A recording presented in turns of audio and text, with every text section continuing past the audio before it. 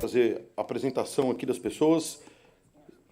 So this morning for us, it's a very pleasure to have with us here some friends, international friends, very nice friends that we know about since years ago when we started with the best course in 2019, that they came here to involve the innovation team, involve everybody here to be with us. So it's a pleasure to have here this. It's a very pleasure to have with us. Oh, look. Hello? Yeah. Since years ago when we started with the best course in 2000. Okay, so the idea about just some words about what we are doing with the best courses, international events from the partner of IRCAD and international people in the world, that we develop some ideas to bring new possibilities and change the life of the people using innovation. So we have some partners, and we have entrepreneurs, we have ventures, we have people involved to develop new possibilities. So this is the idea about BEST in 1 week, that we have an online course and on-site in 1 week. So we have BEST course in Taiwan, in France, here, and the idea to have this kind of course in all the units in IRCAD. Next year in Africa, and maybe in another years when you have it in China again. So this is the idea, to connect the people, to have a very nice network. So this panel is involved 3 people that we invite him to be with us here. So Dennis, please. I will not introduce Dennis because he introduced himself here. Stefano. And Mateo. So put in Mateo in the... So we'll talk about innovation, about the global network, and how we can make money, how we can do with the startups, and how we can bring international possibilities for everybody. So first is thank you again, guys, for this week that we spent first. If you don't know, they came here. We arrived here in Alagoas last Friday, and we travel to Arapiraca because it's the first time that we start innovation outside of Barretos. So we promised, and we made it, and we start there a new program there in Arapiraca. The idea is for the next year to go to another city also, in all the cities that the hostel has an innovation department and has a department of prevention. So, and they came after to Barretos, so it's not easy to arrive in Arapiraca, either Barretos. So we had a tough travel, but it's nice. What's nice, and this week they stay with us all the week doing the best course. And so, guys, I know that's not easy, but thank you again to be with us. And we have Bruno there also, Mariel there, and Silvana.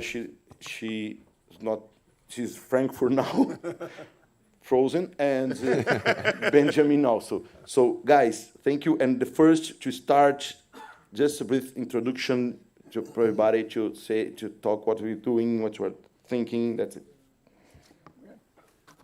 The old one, Mateo first. Yeah, I can go.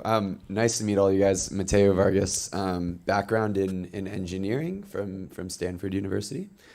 Spent a number of years working in the engineering field, specifically designing and developing surgical robotics, and did that for a number of years in industry, and then went back to Stanford to do the Biodesign Innovation Fellowship. So to really concentrate on healthcare innovation and learn that process. And it's the same process we've been teaching the best students here.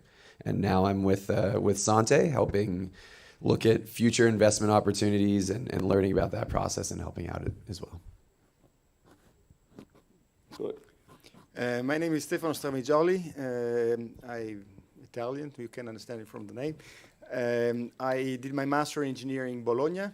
the oldest university, and then I moved to the Netherlands for love, and I've been living there 30 years. I have a big group of about 60 people in the meantime, and we have a pretty amazing infrastructure to allow all possible kind of innovations. My background is robotics mostly, but I do anything which is fun doing. And my kids call me a nerd, and I'm very proud of it.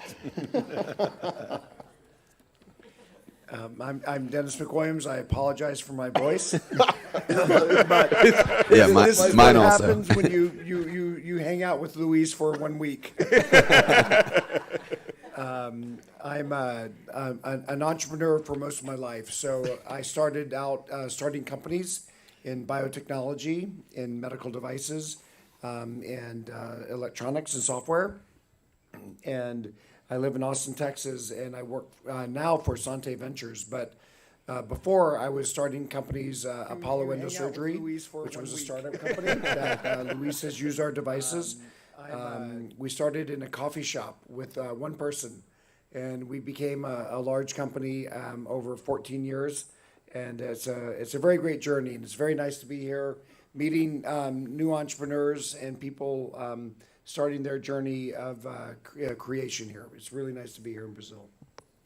It's nice. It's nice. This is amazing because we have very interesting people, and you can discuss about the high level of innovation and bring this for to Barretos and for the Latin America. So this is a very nice opportunity. If you have any question, you can ask and enjoy this new opportunity to have new ideas. So just to start, just about I prepare just something here, thinking about the global or global and your local, and how you can create new ventures and in different places. How you can manage with this? Yeah, so I think startup innovation, in different countries around the world, yes, it's different resources, different processes, different regulation to go. But the common thread in all innovation is the entrepreneur. It takes one person to start a company, and if you have the energy, you have the will, you have the desire, you can break through those barriers and find a way to start. So I think in that sense, it's the same anywhere in the world. If you don't have a single entrepreneur or a single person who wants to create something new, you don't have anything. So for me, that's the most important thing to start. Yeah, I think there are very important problems to tackle worldwide, right? And that's not unique to one specific geographical area, and that's really the heart of it, is having a impactful problem that needs to be solved. That's even more prevalent in some areas of the world than others. So definitely a global thing, and a lot of awesome innovation opportunities to be had worldwide. My experience is that in Europe, for example, if I compare the European ecosystem to the US, we have in the lab a lot of ideas, but it's much harder to get hold of high-risk investments. Okay, so you in the US, if you look at, for example, Silicon Valley, or it's easier to get people invest higher risk investments. It's much easier than in Europe. That's the things is changing, but I think this is one of the biggest problem, the way I experience. We have a number of things. We spin off a number of companies. Some of them became very big because I always say Booking.com is from my university originally, and some of die just because, not because they had a bad idea, but just because they couldn't survive the valley of death due to the finances problem. Stefano, just this question about you know that in the University of Twente it's the highest number of publication and prototypes in robots, and how difficult is for you, not now because you work in a very nice place and the name of the institution show that you have a background, but I'm starting, I have a new idea, and I need to find some way to reach. How can manage? How you think about this? I think that many years ago there was a Rector Magnificus of the university that really has pushed very hard to make University of Twente the entrepreneur university. That's the slogan of the university. And so it has been broadly invested in it. So we have now a very oil ecosystem. So we have novelties called, and it's basically an incubator with a lot of also space. There are lawyers, there are business people. So when I have an idea, for example, and I don't spend too much time in doing IP research. I do a little bit, but then I basically call them up and I say, look, I need to talk to you. This is what I found out. I think that could be a possible application, and there you go. And they jump into, so I can concentrate on the things I do, which is mostly research, and then they support this. I think that in a university, I think I'm very fortunate in Twente for this kind of system, and of course there are Stanford, there are a university of course like that. But Twente in the Netherlands is been without any doubt is the most entrepreneurial university because of the vision of putting such an ecosystem in place, which is functioning and keep on investing in it. I think.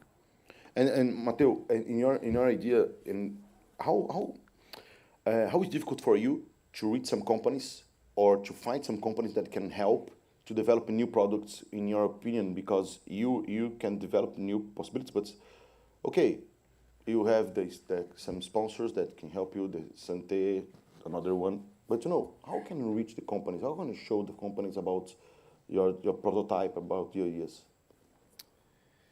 In terms of showing a project to potential companies? Yeah.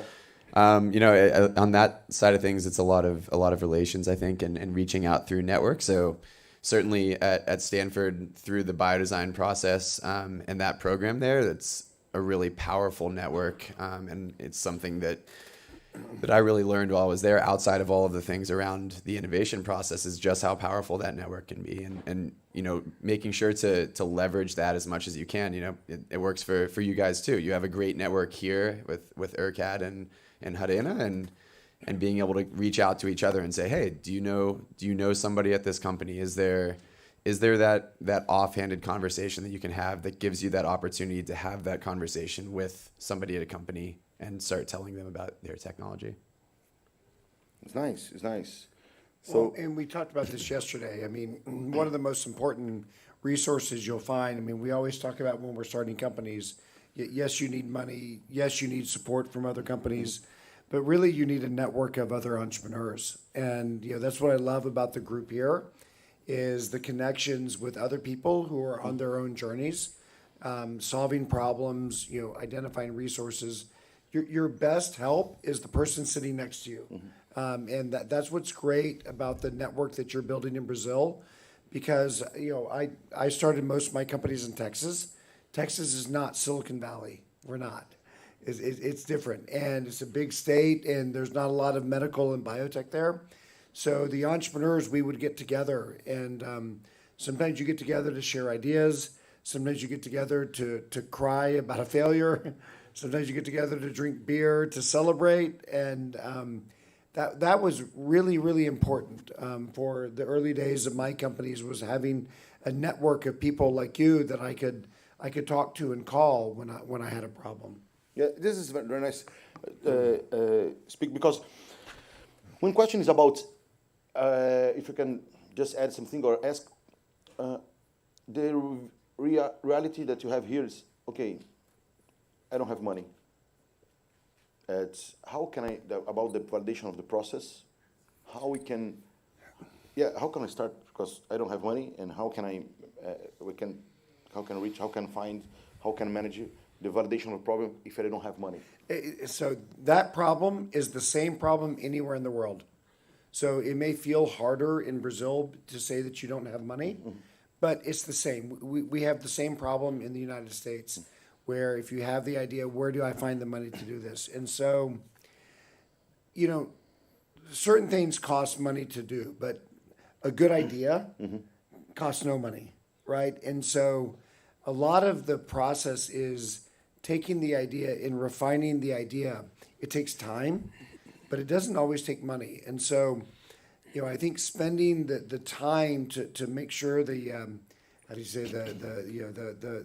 baking in the oven is long enough where it's good is very important, because You can find money. We joke that, you know, there are three types of money, the three F's of money that we find. You know, friends, family, fools, right? These and the fools.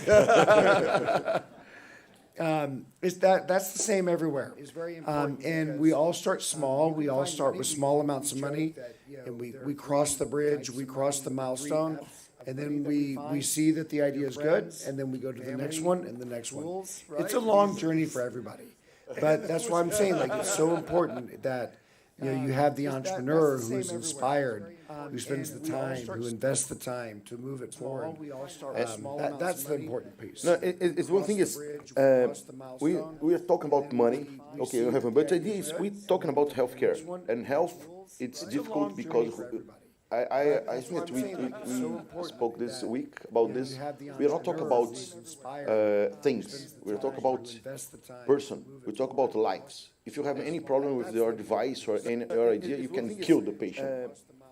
So this is some point that it's very difficult to develop new ideas using devices or apps that you have to see people. But my question is now is, okay, the process you told about the validation is the same in the world, but now, Stefano, you're a guy that you are very academic, that you have so many PhD, post-graduation students. How it's important for you, the validation of the process using the academic methodology before to MVP or during the MVP, because you have to remember, we are the robots, the ego. So this is the bird, yes. So yeah, so I'm working in different things. Medical is definitely one part of the things we're doing, but not only. What is very specific, of course, for medical innovations is exactly what you said, and that's why we have created a TechMed Center, which is very similar to an ecosystem around IRCA, and we have very strong collaboration with IRCA because, of course, you cannot even think about doing anything meaningful alone in an academic setting. So we're trying. We have actually started a program which is called Technical Medicine in the Netherlands, in Twente, and all the hospitals were very, angry, or they were like saying, "What the hell are you doing? You are not going to do medicine in a technical university." But the table have turned, the way they say, and every single hospital in the Netherlands now is actually fighting to get students from that program, because it is really a different way of really directed to understanding that nowadays, if you're in the medical fields, there is so much technology in the OR and around all these things that you need people with different skills that you needed before. Some of these people go then eventually to a clinical trajectory, or some other go to a technical one. But in this way, we try to really have this strong contact with the end users. And I always cite this proverb that is all on my slide. I say it every time. I like it very much. I am a strong believer of, in academia very often there are a lot of single players, people that just built up their own career and the cost maybe of students and stuff. That's definitely not the way I build up my group, because I strongly believe in cooperation. And there is this proverb, African proverb says, if you want to go fast, go alone. If you want to go far, go together. And I strongly believe that the second is very important. Also, getting back to the finances, if you are the team and you can support each other, and the network is very important. I mean, if you and the drive, if you have a good drive, you'll get there. It's just taking some more time, but you will get there. Okay, nice. Mateo, I'm building a business plan. Okay, so in a global idea, how can I thinking about how can do a business plan thinking on a global business? A business plan for a global business. Yeah. Again, I think we've said it multiple times, but it really boils down to having a strong need and solving a good problem. Like, Dennis says, we're struggling. Everyone has the struggle of finding money to fund their idea. But if you have a good idea, the idea is going to grow legs, and it's going to have some momentum to go forward. So I think, at the beginning of it all, it's making sure that you have that. From there, it's thinking about the constraints about developing that idea in the certain part of the world that you are. If it's in Brazil, it's a medical device, thinking about what are the regulatory hurdles, how can I get paid for this idea? And that's different every place in the world. So being able to note those different things and have a strategy laid out around that is really important no matter where you are in the world. Yeah, one thing it's just Danny said about the Apollo, and just to explain this for you, because here I don't have so many physicians here, but just to explain, Apollo is a device in endoscopy that's developed to suturing and in the stomach. So you do endoscopic bariatric surgery using the endoscopy. And Dennis, when you saw the first time the idea, because now, if you imagine, there are so many people, there's so many people doing bariatric surgery. It's robot, minimally invasive as a laparoscopy, but this is a different way because you don't need any incision, use the endoscopy, it's the flexible scope. So the first time that I saw the idea, the product, how did you think about the possibility? What do you look for the product to see, okay, how long does it take to be a new, how can I say, the break even, everything. So how? No, that's a good question. I did not think about the time it took because it took a long time. If I would have thought about how long it took, I probably wouldn't have done it. But when, as you said, with Apollo, we were inventing a new type of surgery where you would do surgery from the inside out as opposed to the outside in. And I loved the idea. I just thought it was a very big idea to be able to change surgery to avoid the pain and the suffering and the incisions of surgery. So we thought that was a very, very big idea, and we thought that would be important for society to do it. We did not think it would take this long. It took, so I started Apollo in 2006. The first patent was 1998. So the first idea of these products was 1998. I started the company in 2006. We went IPO in the stock exchange in 2016. So 10 years after we started the company. And the company was acquired by Boston Scientific 2 weeks ago. So think about that, 16 years. DSE sits, So it's a very, very long time sometimes for innovation to go. But for me, it was a very good journey. We developed new products, we created new procedures. We made great friends. That's how I got to know Urcad, was through the Apollo process. But if I would have known that when I started the company that it would take 16 years to be a big success, I don't know. Would you do this? I don't know. I mean, it's sometimes it's better not to know. Much better.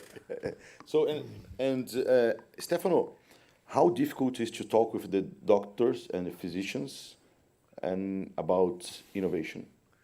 Well, you need the right doctors and the right physicians, right? It's really a matter of chemistry, human chemistry, because there are doctors that they think they know everything. They think they don't need innovation. Those are the doctors that will die out, so to speak. So it's really not a doctor or an engineer. It's like what kind of doctor and what kind of engineers. And I think that what definitely the best course, why I like to be at the best course, beside having been in Brazil, which is a wonderful country, and all the caipirinha and the dance and the beautiful people. But I think it's really the chemistry among the people. That you see that they are clinicians like Louis and other people here. They really are pushed and they want to innovate. They want to do something, and they are the engineers that. It's how people believe in each other's expertise in order to make a difference. So, and I think that's all it is. And especially in as I said, I'm working also in different fields, but especially for clinical applications, that's so valuable, and you cannot do it otherwise because it's very different, the expertise that you need. And yeah, and I can kind of re-emphasize that. That's something that we do at Stanford in the biodesign process. Is they put us into teams. I'm an engineer by training, right? So I don't have as much exposure and knowledge on the medical side of things, but they put us into teams where we have 2 engineers, 2 doctors, and that is such an important team composition to have, because you're able to build on the experience of each other, right? And it's funny to think that a bunch of innovation may happen without having these discussions. It's so important. We spend time in the hospital. We ask these questions about why they are doing things, and sometimes they give us answers. That's just how we do it. And we say, wait, as an engineer, that doesn't make sense to us, even though it makes perfect sense to them. So these are the interactions and discussions with clinicians and physicians that are really, really important to have for innovation. And my question is not only for you, but for some people. That's because we have here some people that work for some companies. My question is, how is your relation with the companies? It's easy to talk. It's easy, or sometimes not easy. I don't know. It's tricky, right? I mean, if you have a really good idea, sometimes you're worried about sharing that idea because you're worried somebody may take that idea. But at the end of the day, one day you will have to share the idea. Yeah. So I think it's important to think about how you protect your idea. Yeah, so how you? Yeah, how do you protect it? Do you protect it with patents, with intellectual property? Do you protect it with regulatory strategy? Do you protect it with energy and innovation and change? It's very important to have a strategy for that, because if you don't share your idea, the idea will never grow. It's impossible to do a company by yourself. It's impossible. So you have to share the idea with other people, with other companies, with investors, and because that's how you learn. And so it's a trade-off of managing that, I think. But when you think that you have to talk with the company, because sometimes you think that your idea it's so nice, and you have to keep this idea with you, and you have to be aware. It's like a baby. It's like you love your baby. Yeah. But sometimes you have to. It's a life. Yes, we all love our babies, right? But sometimes your baby is ugly. Sometimes, but you don't know this because it's your baby. So it's important to show the baby to other people so they can tell you, like. You have a very ugly baby. It's a very ugly baby, and that's okay. It's okay if the baby's ugly, because that's how we learn. That's how we go better. So I think the biggest thing is don't be afraid of failure. Failure is part of the process. We fail all the time. So at Santé, we've invested $1 billion we've invested. Half of our investments go to zero. We fail all the time. But if you find that one idea, if you find it for yourself, or you find that as you go, I mean, that's what you're looking for. And that's why we do this, is for the one good idea, the one pretty baby. And we work for that, and we look for that. But when you have an ugly baby, and you someone from some company or some other investor say this to you. Actually, that's the problem. No one ever tells you your baby is ugly. They don't, because that's not very nice, right? Oh, Luis, it's a good idea, very good idea. Do you want to invest? No. I don't want to invest, but it's a good idea. So I think, again, I talked earlier about how can I improve? Because if you know right. It's a great question. So I think I talked before about having the network of people together, other entrepreneurs you can talk to. Entrepreneurs will tell you, if you're friends, they will tell you if your baby is ugly, and it'll hurt. It'll hurt. Like, it'll take your heart. Like, Oh, I love my baby. It's like, well, yes, you love your baby, but sometimes the baby's ugly, and you need a friend who will tell you this. So, the most likely person is the network of other entrepreneurs that are around you. Because we spend a lot of time on these ideas. I mean, I spent 17 years on Apollo, 17 years of my life. Some days that was a bad idea. But if you're going to spend this amount of time on it, you want to make sure that you have the opportunity for it to grow. And you need friends and colleagues to help you decide that. Yeah, and the network is also, not even just the network of your colleagues yourselves, but again, using that connection to get to the next level, the level that you don't have the connection to right now. Again, that's something that at Biodesign at Stanford that we really tried to leverage is say, all right, we have this great group of entrepreneurs that, are able to give us that feedback and tell us that our baby is ugly. But what if we, ask Mariel for a contact to this person who has been a CEO at multiple companies and getting that external input and perspective on what you're creating is really important as well. So I challenge you guys to push outside of your network as well to those people that can give you an impartial opinion and further important feedback. I want to add something as an Italian living in the Netherlands, because that has been, for me, a very important step. Being an Italian, and probably Brazil as a Latin country is very similar to that. You are not always very straight in what you say. You are kind. You try to be kind, to be liked, and things like that. That's not good for innovation. It's in the Netherlands. If it's as an Italian living in the Netherlands, in the beginning you have to get used to it, because people just tell you straight to your face, not because they want to hurt you, but just because it's better like that. It speeds things up. And in fact, if you see, the Netherlands is a very small country, but innovation-wise, it's extremely strong. I don't know if you know, but this, for example, is not medical, but every single chip in the world is made with machines which are built in the Netherlands. There are this ASML is a company which was a small spin-off from Philips. Now they hire 700 people a year, and this increases every year. And they had no share of the market of the semiconductor industry, and now they have 95% of the whole world market. So how can that happen? I think that part of it is because people in the Netherlands are very straight. So I would encourage you all to try to build that that way of working and appreciate each other's critics. Because critics are not to hurt people. Critics are to get better, basically. Yeah, but sometimes the Dutch are too harsh. Sometimes. Yeah, you have to get used to it. But I learned to appreciate that, and I see my colleagues that I have a lot of Italian coming into the Netherlands, students and stuff. Sometimes they are like, "What the?"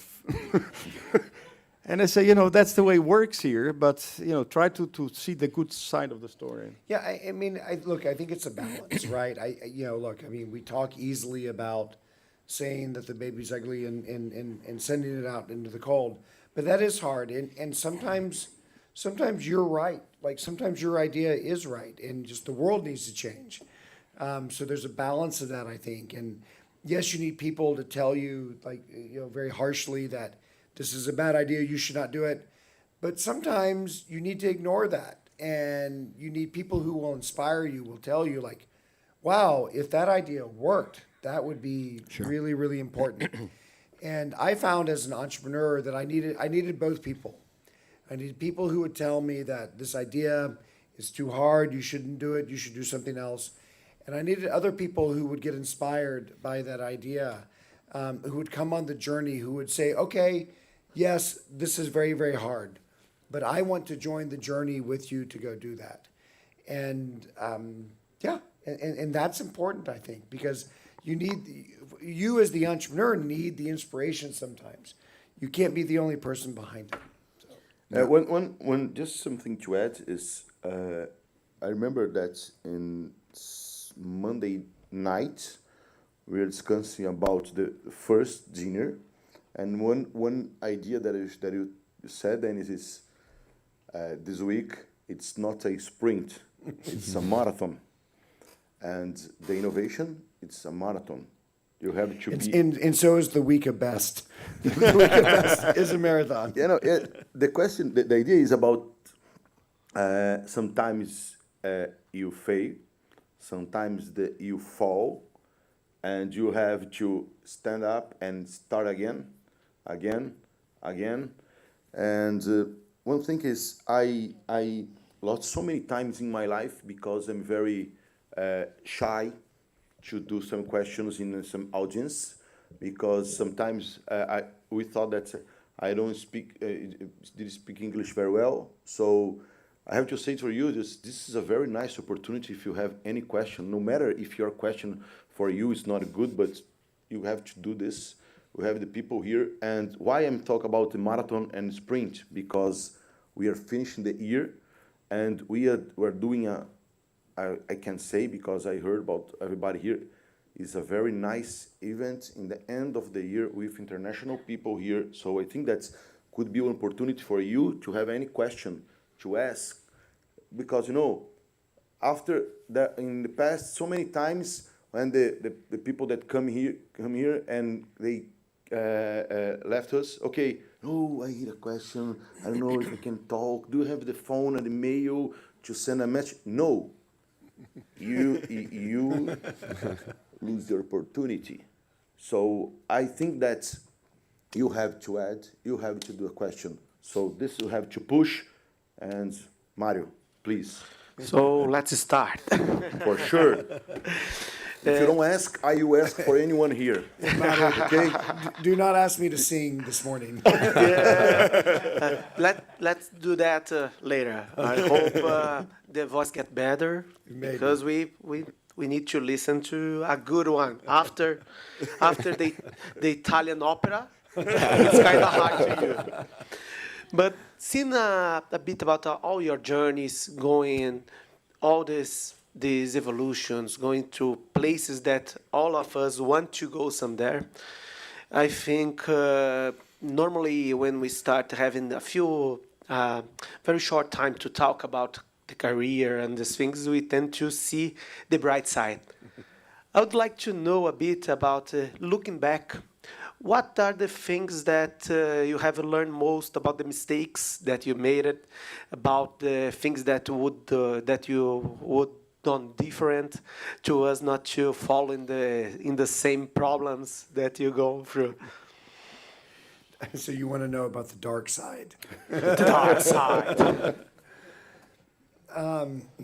Wow, it's a very good and a very good question. Yes, the life of the entrepreneur, like when you're a successful entrepreneur, it sounds very glamorous. When you're an unsuccessful entrepreneur, not so much, right? So, I don't know. For me, you know, one of the big learnings, we talk a lot this week about teams and the people you build to help you go on your journey. And I wish I would have paid more attention to my teams. You know, just in terms of who are the people that you need around you at that time to help you with your idea. So in the early stages, you need people who are excited, who are creative, who, you know, get excited with you, and you need that energy, and that was really important. But then it changes, like you need, like as your idea grows, you need people who are diligent, who are organized, who are going to make that idea real. And it's hard to make those changes sometimes because the people who are really good early in the company are not always the people who are good in the company later on. And I learned that lesson very, very difficult. You know, it was very difficult for me because, you know, you become we become friends with these people, their family, who you do these startup companies with. And when you realize that somebody in the startup in your family is not the right person, that's hard. But you have to make the change. It's important for your idea, but it's also important for them, because if they're not in the right place, they need to go find the right journey. So that was probably the most important, difficult thing that I learned, was that, you know, making sure you had the right people in the boat with you, rowing with you, and then sometimes when you got to the next place, that you needed to change the people in the boat. And that goes back to open communication. You know, if you fire somebody in this case, I mean, it's not because you want to hurt him, it's just because it just doesn't work out. And people on both sides should understand. And I think that's the crucial thing. But adding to that, I think as an academic, you know, I made a lot of mistakes, for example, in the process. So now, of course, being involved in BEST in the last 10 years, then you have learned how to do these processes. But I have an uncountable number of things and idea that I had, which, you know, I was so happy to have the idea, I published something about it, and then it's gone. You know, you never become anything as a product because you don't know how you should protect your ideas and things like that. So I think that an ecosystem that really trains you, as also in your study, let you know, so you know, this is the process you need to follow. It's very, very important. And sometimes you hit your head, you fall down, and you learn it by doing it. But an ecosystem and you know what you are doing here, people get together and then back to the best course. These are the kind of things that really help you to prevent. But sometimes, you know, just making mistakes is the best way to learn things, right? No. Well, it's Leonard Gross here. So, first of all, this kind of conversations really engaged me, so thanks a lot for bringing this up. My question's more about, because, you know, I was wondering, we are so focused in Brazil and our problems, etc., and probably we are missing opportunities abroad. So my question goes to how can we encourage Brazilian entrepreneurs to think out of the box and like, try to exploring new lands or get some venture money, you know, somewhere we can, you know, have our solution better catch it. So this is my questions, more about our experience, because I know that you both are from US, you have a country that has a continental dimension as well, so these kind of things. I think it's a trade-off, right? It's a trade-off. I've been coming to Brazil for 15 years now, just for different things, you know, with my companies and things. And it's the same issue we hear everywhere in the world. But I would argue that before you think about going global, you have to make sure your idea works local. Because if your idea does not work local, how's it going to work globally? And so I think there's real value in making sure that your idea can engage and can grow and be successful in your local market. But once you know that, yes, I think finding ways to think about, wow, this is a really good idea. Wow, we learned that people like it. Wow, we learned that it works and we can make money on this. You know, now we have to take the idea to other parts of the world. And I agree that part is the hard part. But the first part, I would say, you know, make your idea work in Brazil. If your idea works in Brazil, then think about taking it elsewhere. If your idea does not work in Brazil, it's probably not going to work in America. It's probably not going to work in Europe. But I would like to hit another story, to give you an answer to your question. I think that what I experienced, which is extremely important for a country in general, is to invest in programs to go internationally for students to move around. It's the mentality. When you are traveling, you are in another country, you see the beauty of learning other cultures, other way of working, and that's an inspiration that will automatically give you a different way of looking at things and think global rather than local. So I think this answer is more for you are already an entrepreneur, how I do that. Instead, I think it's also for the long term. It's very important that a country like Brazil would have programs that supports international students to go. I have a number of people that have been coming in the lab from Brazil. Now they are in the States. They move around, and then it gives you a different pictures on how to be a unity in a global market. Yeah, similar to what we were talking about earlier with, having, as an engineer, having a physician on the team to widen that perspective and to give you, different knowledge bases to draw off of.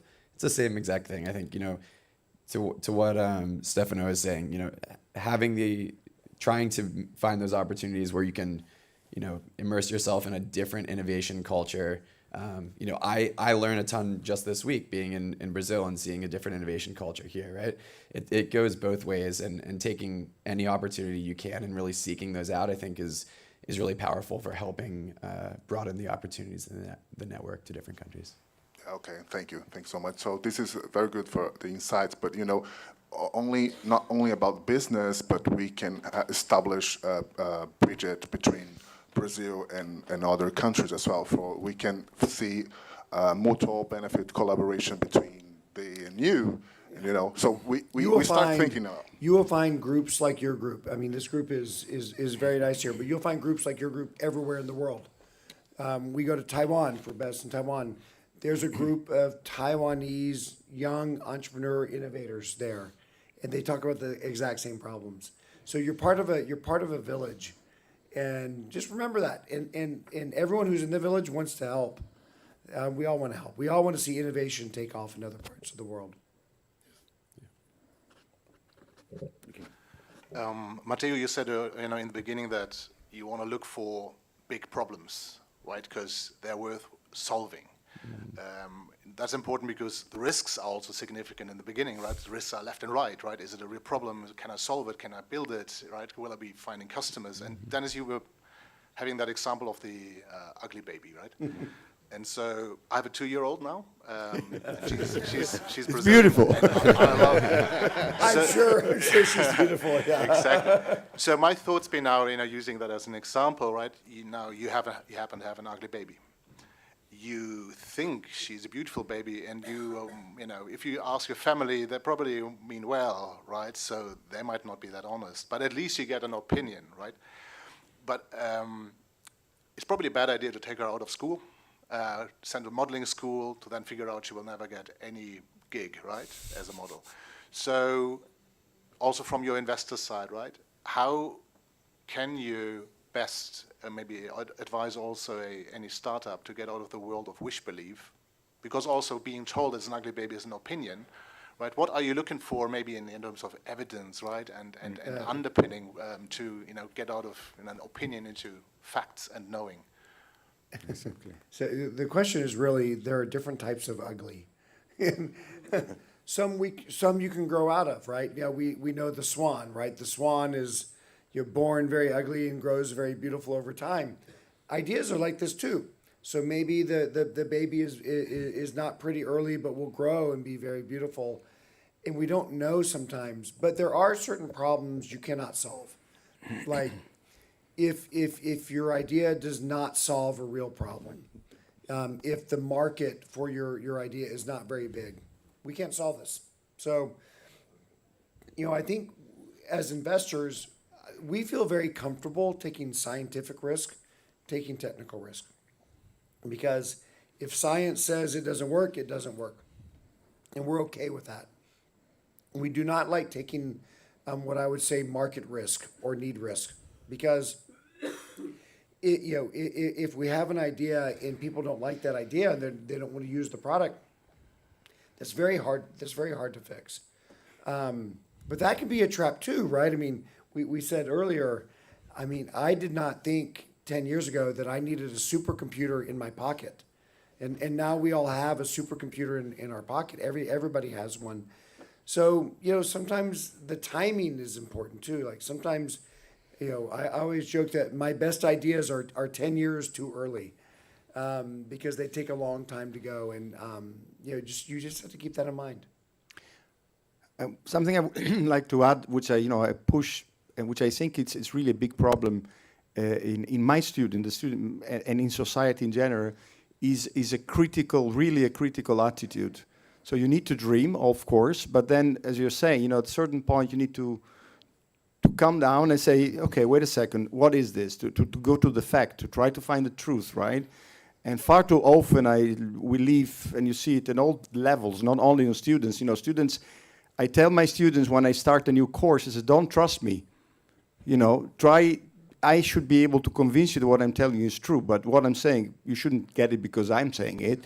Okay, this is the way, and so in that way, I think that is something which I personally see that is really a big problem at all levels of society. And in your case, is my baby nice or not? Is beautiful or not? If it's ugly, okay, that's ugly. That's a fact. But try to test. Try to be clear on what is your testing methodology to see whether it's ugly and if you can do something about it. Okay, so be critical always, all times. And one more time, going back to network, right? This is the opportunity to go to the doctor and say, I have this idea. I think this is a real need. Will you use this? And doing that for many, many people. And, take that, take what they say with some weight. And if they're saying, if you see them like, yeah, like, I guess I could use this. Probably not something you want to keep pushing on, right? Olá, bom dia. Meu inglês não é tão bom como o dos meus colegas, então eu vou optar por falar em português. Sou Pedro, estou como diretor de inovação da EMS, uma indústria farmacêutica do Brasil. E a minha pergunta é, como convencer meu acionista, sendo que nós somos em 11 indústrias farmacêuticas, são 90 mil farmácias no Brasil, 220 mil brasileiros. Eu não vou conseguir traduzir esse número grande, não. Tá bom? Então, vamos fazer o seguinte. O mercado farmacêutico no Brasil cresce 10% ao ano. Nós crescemos 30% ao ano. Como que eu vou... o mercado farmacêutico... Então, vamos lá, Luizão, pega uma caneta aí, então. O mercado farmacêutico cresce 10% ao ano. Nós crescemos 30% ao ano. Como que eu vou convencer meu acionista que se eu me ligar a startups, eu vou crescer 40 e não 30? Translate. Yes. The same when I was in Taiwan, just say 2 words. Okay, good. Yeah.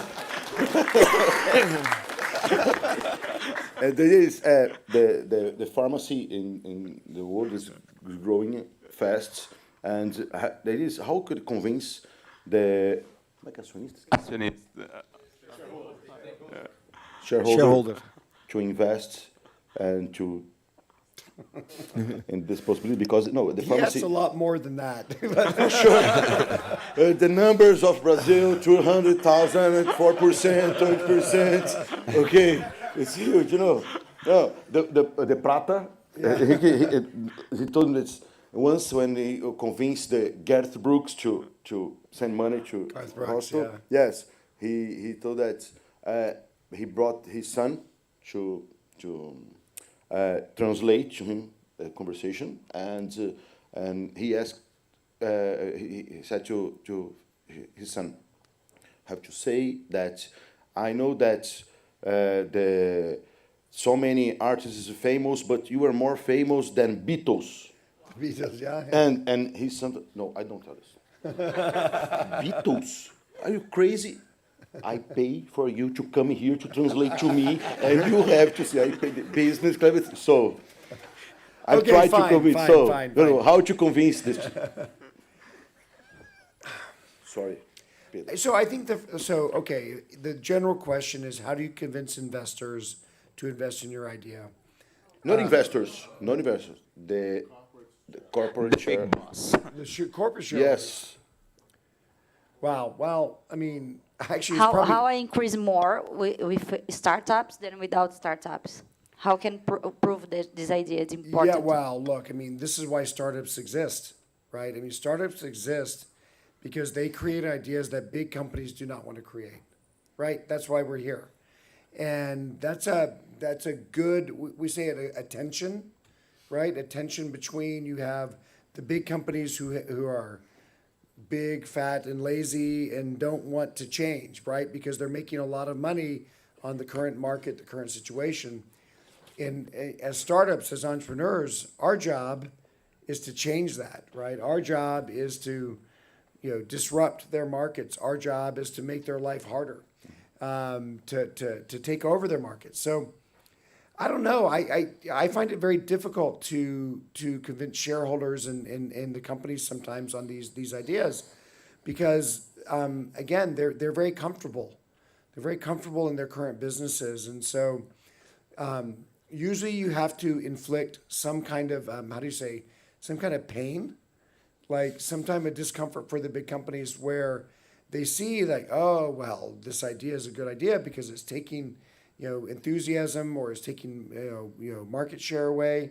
You have to, you have to convince them a lot of times with that kind of data. Okay. Okay. No. I think I would go, first, thank you for the discussion. It's very nice to see an engineer, a researcher, investor, and a physician in the same table. I think I would go more in philosophy. I think in the same way that Karsten did. What's the boundary between insist and persist? I think I would go with that. But I think how can we feel this difference, and especially then is when you say my ideas are early for the market is not ready. I would insist in this.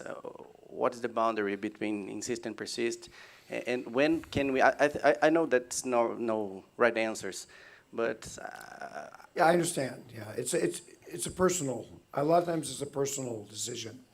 Do you personally have the energy to keep pushing this idea? We show the picture of Sisyphus, the guy who pushes the rock up the hill.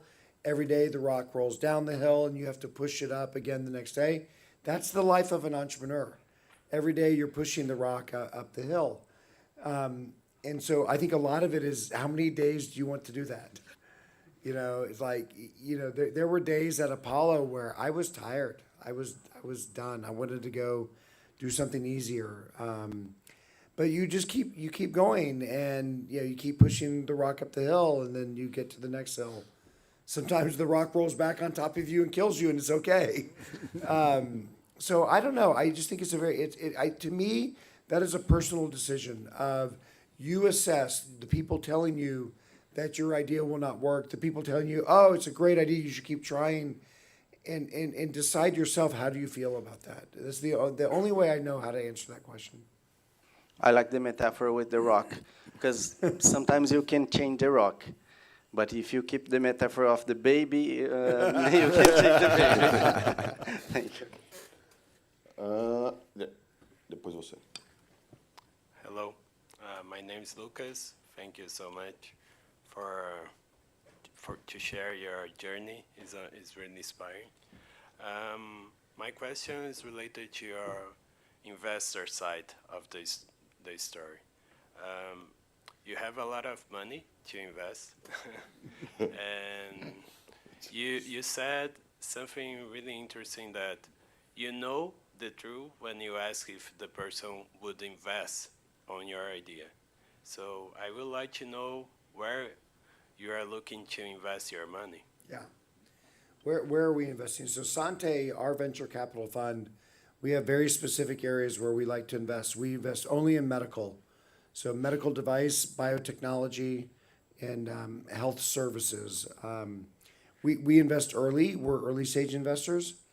And we're looking for ideas that are crazy, but not too crazy. Does it make sense? It's like we want ideas that can really make a change and can really make a difference. But we want ideas that don't take 20 years. Like, we don't want to invest in the next fusion project, right? I mean, so it's like we're trying to find that timing of, is the idea ready? Is the idea ready to go? And I would say this is very hard sometimes to figure that out. But I would say, every investor group has different ideas of what they're looking for. Some investors don't like to take any risk. They want the whole thing, wrapped up as a gift under the tree. They want it all perfect. And, other investors like us, we're willing to take a little more risk for more opportunity. So I would say a lot of it is the investor has to but you have to find the right investor. You have to find an investor who likes the type of idea that you're developing. And that takes a lot of matchmaking. It's a lot of talking, a lot of people telling you no. I was told at Apollo, we pitched our story at least 200 times to 200 different investor groups. 199 said no. 199. We had one investor say yes, and that was the company. So, yeah. This is a question for Stefano, and it's a interesting question because you are a PhD and you are in the universities, and you're also Italian, and you are 30 years in Holland in a different culture, and what was the kind of difficulties that you passed through in the innovation at universities, like to make the innovation work, maybe to make the works differently and the day by day in the universities, because you are Europeans, so you have universities like 500 years. You have your way to do the things, like the processes. It's not something that will change in one day to another. It's not so easy. Yeah. As I said before, I think that what happened to me is that, I've been involved in different things. For example, one thing we developed also was a project, was a prosthetic device for transfemoral amputees, where a good friend from MIT, who was a very famous guy working on prosthetics, was very jealous about this idea. It was a great idea, but, we were so happy about the idea that we published papers, and then we wanted to, and then at a certain point, so no, that time we made a patent, but then, one of the students working on that is, I want to run the company. But, some people can be good students, but not good CEOs. So I think these are the mistakes you make, and then you understand, how this process should be done. And now, for example, another company I'm involved, which is for breast cancer, which is, I think it's a very good baby, very beautiful baby. And we just got 4 million investment for a seeding investment. And why is that going well? Why did we get a 4 million investment? Because at a certain point, we got a good CEO, and he's doing his work, I'm doing mine, and he took care that to sell the things in a proper way. So I think it's, as an academic, the big mistake that is made by many colleagues is they don't know the process of how things should be done, and second, they think maybe they could be good engineer, good scientist, but they may think they are good CEO, and that's probably not the case. So I think that's very important for a company to have the right people on the right spots and build a team where every expertise is properly used. That, I think, is the biggest learning. Yeah, and that's one of our biggest problems is not necessarily finding ideas. There are lots of ideas out there, but it's finding the right people, the right entrepreneur, which is that's why Mateo's here.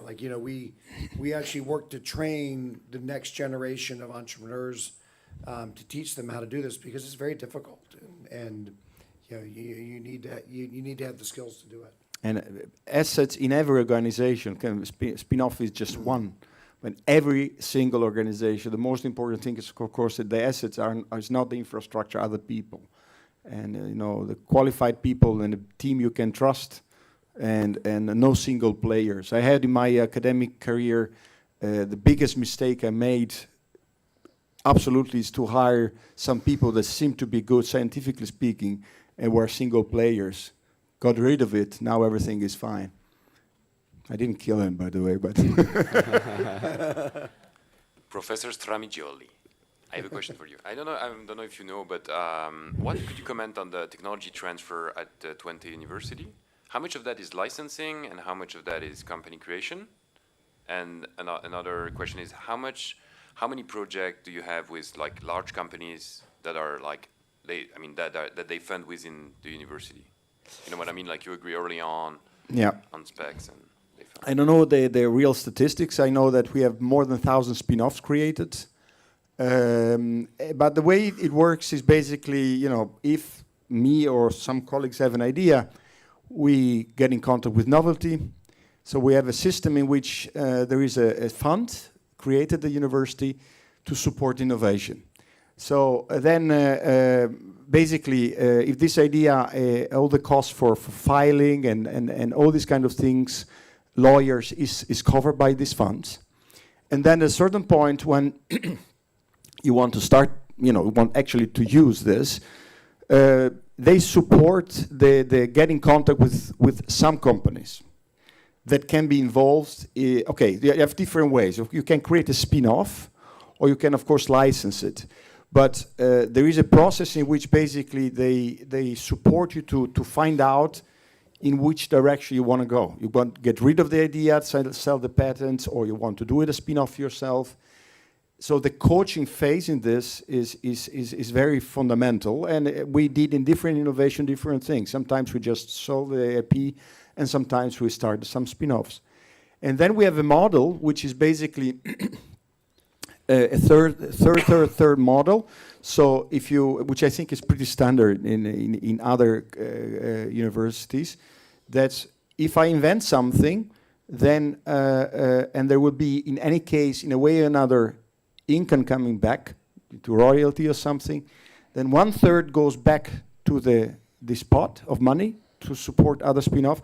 1/3 goes to the inventor, and 1/3 goes to the group that actually created the idea. And sometimes you can discuss different reasons. I think that a methodology like this is pretty standard. And it works very well. And as I said, we have companies that became very big. Booking.com, Takeaway.com became unicorns. And there are some other big companies and that did some exits, or some companies which are growing very slowly. So it really depends. I don't know the statistics, but we can find out and can let you know.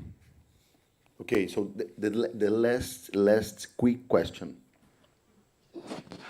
Quick, okay. Let's try to Dennis. So Dennis, think about the promise of startups we have in the market to be a unicorn or a camel. Okay? If you have to choose between two startups that you understand that they have good entrepreneurs, good idea, traction, things like that.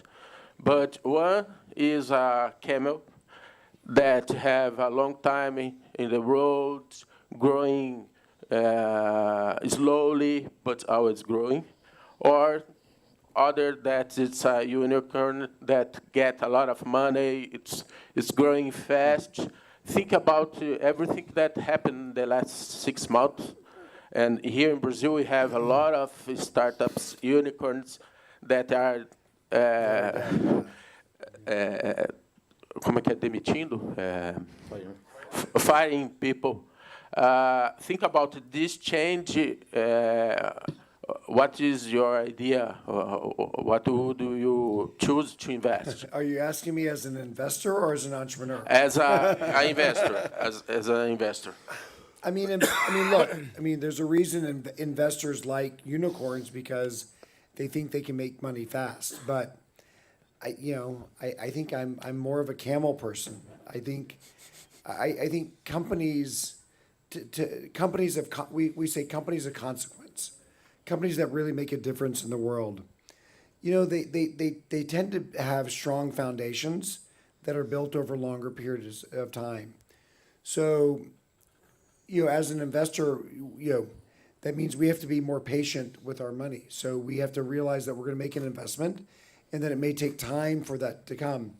I prefer that. If the idea is good, if the idea is solid, if you have a team that's good, but it's just going to take time to get there, I think it's worth it. I think it's worth to build that company. I mean, everybody loves unicorns, right?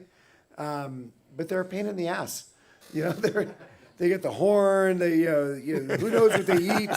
Like they're you can't. So I just think that camels are they can survive. Like they don't need as much. Like they don't need the money from us. And so I don't know. I think I like the camel more. Is that fair? Is that? Yeah, a camel.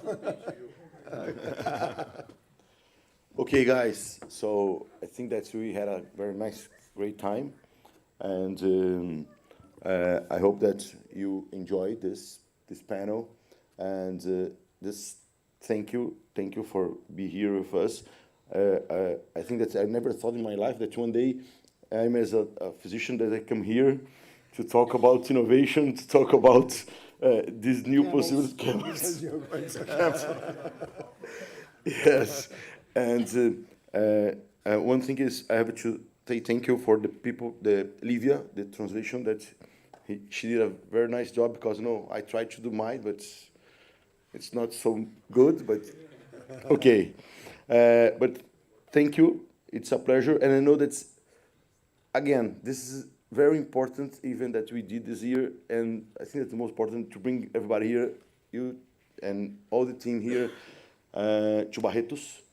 And I believe that maybe in some years we will be the new Silicon Valley from health tech in Brazil here, because we are already healthcare system public that we have here. We are the largest cancer center in Brazil, and Latin America, and now why not to be a new innovation center for health tech for Latin America?